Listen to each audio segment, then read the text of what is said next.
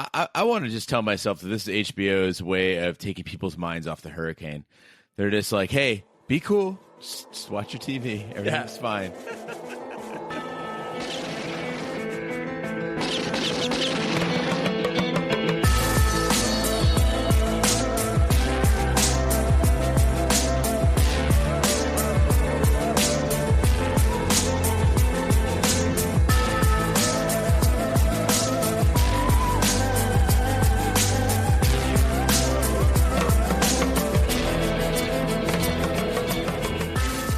If you found yourself awake at midnight Friday morning wondering, what am I doing here? You're either Dolores or you were watching the sneak release of Westworld Episode 2, Chestnut. We're back with a Instapod edition of Shat on TV Westworld. Here with me is my main man, Roger Roper. What's up, Gene? Not a lot, Raj. Just up here late at night, putting in a quick Instapod to just kind of recap some of the things that that we can't even wait until the next full episode to talk about. So we'll have a full episode of Shat on TV Westworld coming up later this week. But right now we want to get right into the nitty-gritty of what we saw, what shocked our eyes coming out from HBO. So tell us, first of all, you're the one who told me about this quick release. What the hell happened? Yeah, so there I was enjoying some cold brew at an Oktoberfest event near my house, just a quick Uber ride away, and I get a Twitter alert that HBO now has released episode 2 Chestnut. I have no idea why HBO would do this, but I think there's going to be some pissed off people in the morning, especially those East Coasters. Oh, no doubt. But if you are going to piss off some people, at least do it with a little panache. So the message coming out from the Discover Westworld website reads, Team, a major security breach has plagued our Discover Westworld site with disruptive glitches. We're expecting rolling blackouts on our servers with special vulnerabilities to the narrative department. With the highly anticipated Chestnut event fast approaching, we fear that any related materials are vulnerable to premature release. Techs, please port all pertinent company data from your terminals to the backup server immediately. Delos data security and protections. I mean, meta as fuck. I want to just tell myself that this is HBO's way of taking people's minds off the hurricane. They're just like, hey, be cool. Just watch your TV. Everything's fine. Do you think that this will affect viewership? Because, we were fully expecting that we were going to do our first instacast Sunday night immediately after, after we do our live tweeting and really do that fan engagement. This threw a whole monkey wrench in it. This is the first show that we have watched or plan to watch from week to week on a regular basis. And you're trying to get into that mode of like, oh, yeah, I don't need to binge watch stuff. I don't wait until it's a season old and watch it all on Netflix. I'm going to follow along with the show as it was meant to be consumed. And so I've only been doing this for 1 week, and it was upsetting to me. You plan your life around this now, and they're just like, oh, yeah, Thursday night, here you go. Yep. So yeah, there's going to be people don't want to be left out. They don't want to be not in the know. I mean, we were sitting there Sunday night at 6 p.m. with our fingers on the remote, ready to start, And so to throw people off by 3 days, it's very upsetting. And I hope it doesn't piss people off or turn them off. I hope it works in HBO's favor. And maybe this is their brave foray into like, everything's on demand, everything's streaming, and we don't fit that format. Yeah, I'm definitely happy tonight that I was a HBO Now subscriber. So let's dive into this Instacast. I mean, we just finished the episode.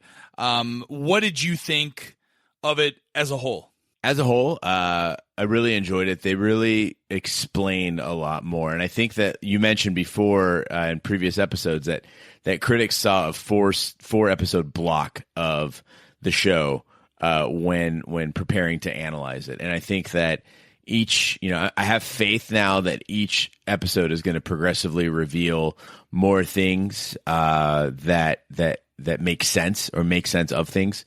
They explain a lot of the rules and how things work. One thing that it definitely taught me is don't jump too far to conclusions. We'd gotten some web traffic and comments that kind of on our website, shatontv.com, where people were saying, don't jump to conclusions. You're so conceited. You think you know everything. And no, we don't know everything. We're taking we're taking huge guesses here off of just one episode and now 2 episodes. So it was really cool to see that. Most interesting to me, though, was just getting to see some of the behind-the-scenes stuff. Obviously, last week's episode was viewed almost through the eyes of Dolores, right? We were discovering what Westworld was from the eyes of Dolores and other hosts like Teddy. This episode felt more like we were viewing the park through a guest's eyes, specifically guests who had never been to Westworld before. So when that happens, as an audience, I think they did a very effective job, the writers did, of explaining more about the outer limits, for instance, like the outer limits of Westworld. As you move away from Sweetwater, it becomes progressively more and more violent.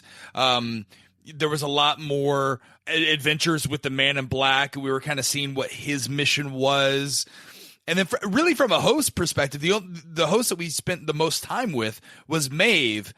And that was really kind of more of like the C story throughout the entire episode. So I enjoyed it because as a guest, that's where we kind of view ourselves in Westworld, right? We being humans.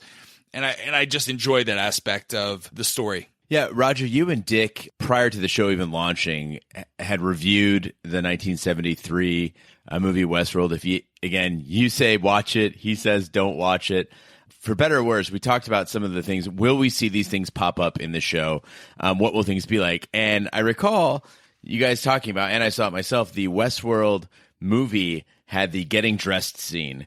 Yeah. And it was some old time ragtime music and goofing off, and you basically had like a choice between a couple of guns and like just a couple of dumb outfits that looked really crappy. This is a totally different entrance into Westworld.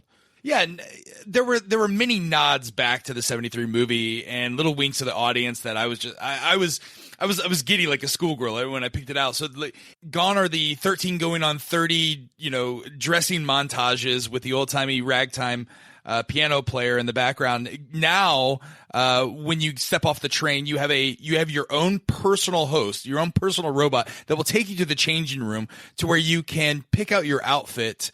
And then they'll dress you. They'll have sex with you in the changing room. He's like, well, can I get a robe? She's like, I can offer you more than that. But I thought that was pretty cool. And just the way that they did the dressing in that room with picking of the hat and the symbolism of Logan taking the black hat and Jimmy Simpson's character, William, he's getting the white hat. But then other little nods to the 73 movie, like the mechanical rattlesnake and the remote controlled monitoring and being able to see where all the guests are at any given time.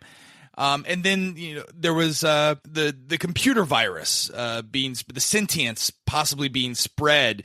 I believe it was Elsie who said this is contagious. I thought that was pretty neat. So little winks and nods back to those who sat through the 90 minutes.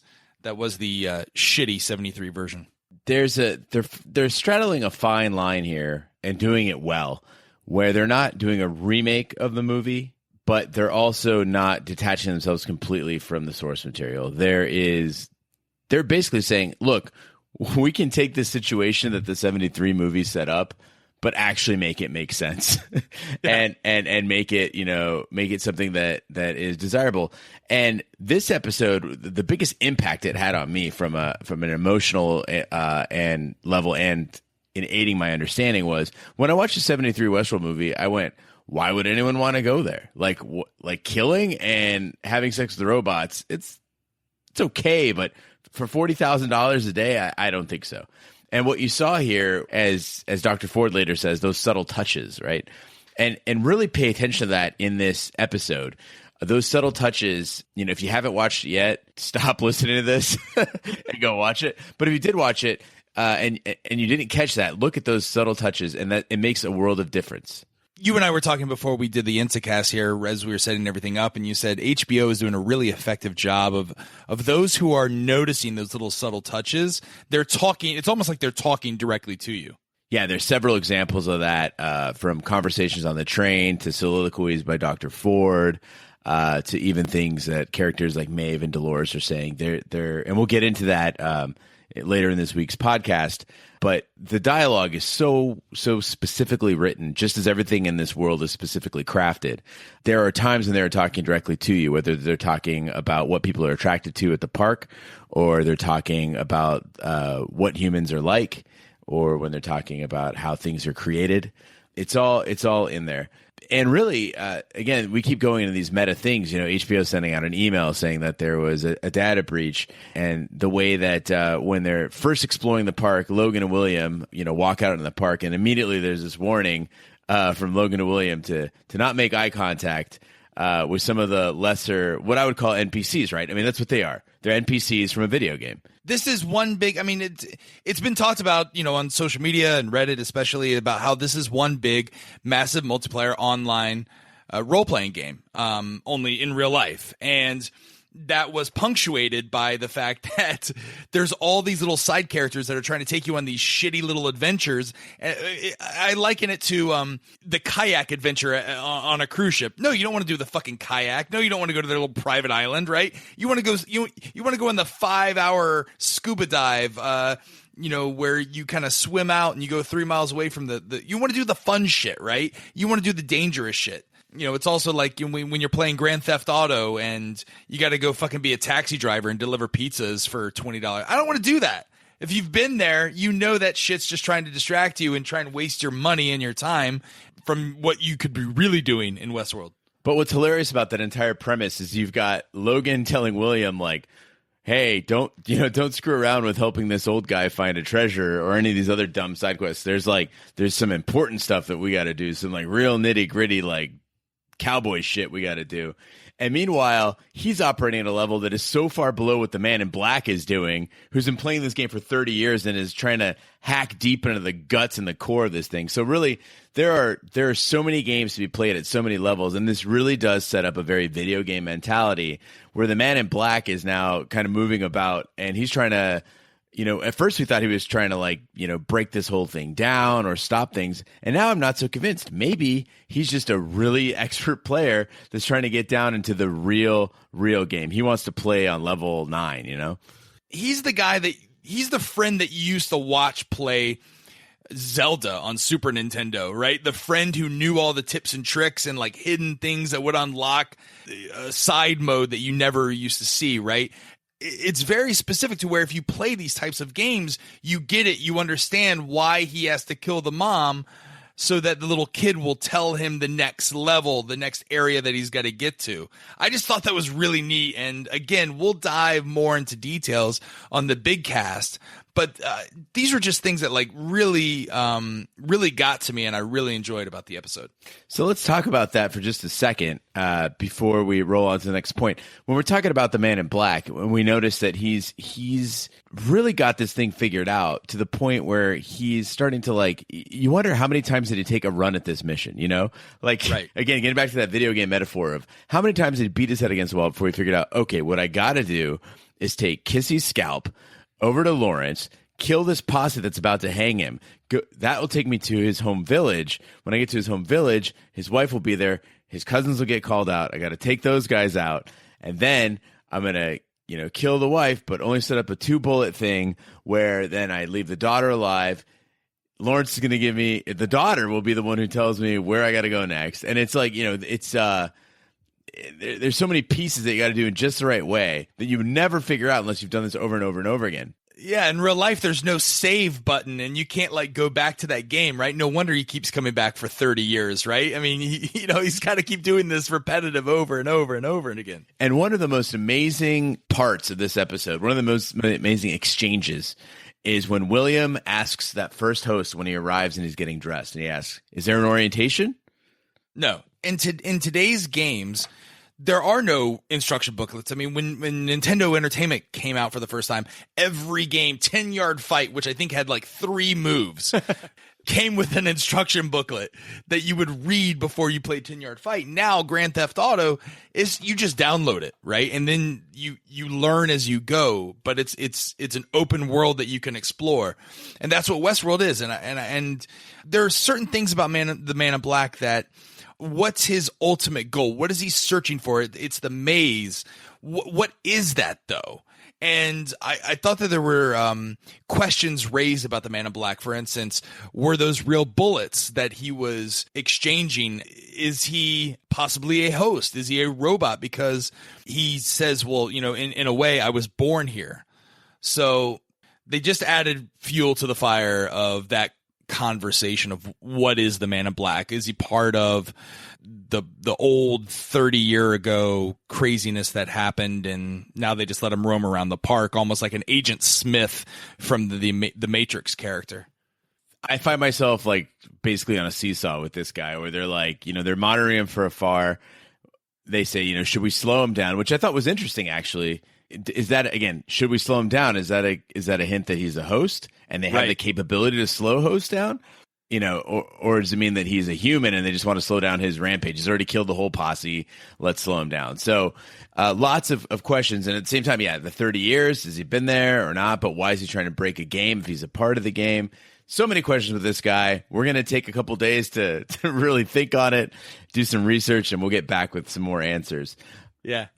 The other thing that I really enjoyed was more of an exploration of Dr. Ford's character. To me, it made it obvious that Dr. Ford may be a supercomputer. He seems to be running the whole show. He can make people or hosts, I'm not sure which, hear things. He can, he can kind of move about freely as he wants. And also, there's the rattlesnake controls you alluded to before. They can basically control anything in this environment. I don't see the humans seem to be restricted by some tech, right? Like they can talk to the hosts, but if they want to scan them, they've got the glasses, they've got the tablets, they've got to have some sort of an interface, right? The rattlesnake, unless they trained it to programmed to understand hand cues, it seems like Ford is able to conjure them and also control them. So with that, speaking of control, though, it seems like Roger, you picked up on a particular a catchphrase that might be control for these hosts. Yeah, Dolores is barely in the show, but in the beginning she says flat out, not even whispers, just says directly to Maeve, "These violent delights have violent ends," and it seems to unlock something in Maeve that seemed to take Maeve on a different journey, where she almost seemed to unlock that sentience. And I wonder if that's a code word that will unlock host to host, if that is spreading the contagion. I mean, yeah, if you think about it, so so Abernathy says to Dolores, "These violent delights have violent ends." Then she says it to Maeve. It seems like she doesn't even know why she says it, but it seems to be spreading that way. Speaking of Maeve, so getting into her, the episode's a lot about her. One thing that they seem to have revealed is that they're monitoring and kind of rating these hosts as to how much people engage with them, right? So if you are a prostitute, they want people fucking you all the time, right? If you're a villain, they want the white hat guests to be killing you a lot, right? So whatever your role happens to be, you need to be good at it, and if not, then they're going to send you to behavior, which doesn't sound good at all. sounds like China. No, yeah, you're going to punt her to behavior. Like, that's not good. Yeah. And the other thing, though, is that it puts a very special light on the plight of Teddy, because Teddy seems to be the bait for the black hats. You see him get shot. In every instance, if a gun comes out, Teddy's getting shot. That's basically how it works. And in the saloon scene, Teddy seems to be minding his own business, having a drink, speaking quite eloquently to Maeve. Guy shoots him anyway. Now, this is a fucking vacation. Exactly. So we'll be looking for that to kind of see, if they're built, and you notice that they tweak them each time, right? So they're tweaking them to make them more perfect at whatever their specific job is. In Dolores' case, it's for people to fall in love with her, it seems like, which could be very, very dangerous because love is a very powerful motivator. There was a part of me that felt bad for the old prospector with the one-eyed prospector who got his hand knifed at the dinner table. Like, I was feeling really bad for that guy. Like, I wanted to go on his treasure hunt. As probably as lame as it is, I felt for him. I was thinking with William, that might be the only adventure he actually wanted to go on. Like, he doesn't want to fuck a prostitute or kill anybody. He kind of just wants to go find some treasure. And then, Logan just stabs the guy right through the hand. And to be fair, though, dude was pushing it. He was stalking him. But the other thing that I do want to ask is during surgery, during the repairing, it seems as if the way that they've designed the hosts is they've given them the ability to dream during when they're offline almost, right? When they're down in the tunnels. But they only give them the ability to have nightmares. What was the reason for that? Yeah, I didn't really see it that way. The way I was looking at it was, I don't think they gave them the ability to dream per se, but just the notion of a dream. So the idea that they know what dreams are, and therefore when their acts, if memories should pop up that they can't explain because they weren't wiped properly or whatever, that they at least have some notion to explain them away. Because when you think about it, if you didn't know what a dream was, and that's probably what a childhood is like, if you don't know what a dream is, have no concept of a dream, and you close your eyes and you start seeing things, that's terrifying. It seems as if the theme for it is, learning who you become. And that's what Westworld is designed to do, at least in the vision of Dr. Ford. And that kind of playing against the Sizemore character, where Sizemore wants to create these grand adventures where Westworld is dictating the adventures that you have. And Dr. Ford is like, no, I want them to find their adventure. There seems to be some sort of struggle going on between that. So it'll be interesting to see how they keep playing that out throughout the season. There also seems to be some tropes that the show is going to continue to do, like, for instance, the player piano songs. It kind of it really truly distracted me from the show this episode, whereas I really enjoyed, because I recognized the tunes right away. This one, I did not know who it was. I feel like I've finally been vindicated. I finally have people seeing the light that these songs are actually distracting rather than enhancing the experience. This one was No Alarms and No Surprises by Radiohead. And again, it's from the OK Computer album, I believe, which kind of makes sense. But really, when you get into it, I started thinking about it. I go, well, maybe this is intentional. Maybe that, right? So a reverie is defined as a daydream, right, or an instrumental piece that suggests a dreamy or musing state. And so I started thinking about it. I go, well, as these hosts are experiencing the reveries, maybe that's what it's supposed to do with us. Your brain gets caught on this little tune from just far enough back in your memory where you're trying to remember what it was, which tells me that HBO is squarely targeting 30-somethings. And as you're caught in that thought, you may miss what's going on right in front of you for a second, and you're distracted, but you're not completely out of it, right? I think it was, we get the point, HBO. You can stop now. That's fine. But anyway, hey, we look forward. If you're going to give us 60 good minutes, we'll take a Radiohead song. So I think that's our Instacast. Certainly. Tune back in Monday or Tuesday when the full cast will drop, and we'll welcome back Big D. He just called me. They're up for the hurricane, and he's like, "Did they really do this? Why'd they do this?" So be sure to subscribe on our iTunes or Stitcher or SoundCloud channels. The best way is just go to our website, shatontv.com. All the links are posted there, including the podcast and Instacasts. Also, be looking forward. Gene Lyons, will be writing a few blog posts this week to kind of get you caught up on some of the stuff, a few things that we couldn't talk about on the pod, or expanding on a few things that maybe we didn't talk about enough. If you've got any ideas that you want us to research, go ahead and email us. What's that email, Roger? It's hosts with an S at shatontv.com. Or hit us up on Twitter. We hope you're going to enjoy these little mini casts. These are a little bit more impromptu, a little less rehearsed, a little bit more fluid. And then tune in for the big casts the day after Sunday's showing. And then also follow us as we live tweet on Sunday. That's something that we do every time. But again, this is the Raj alongside Gene on behalf of Big D. Thanks for coming by. We will see you the next time here at Westworld. Pew, pew.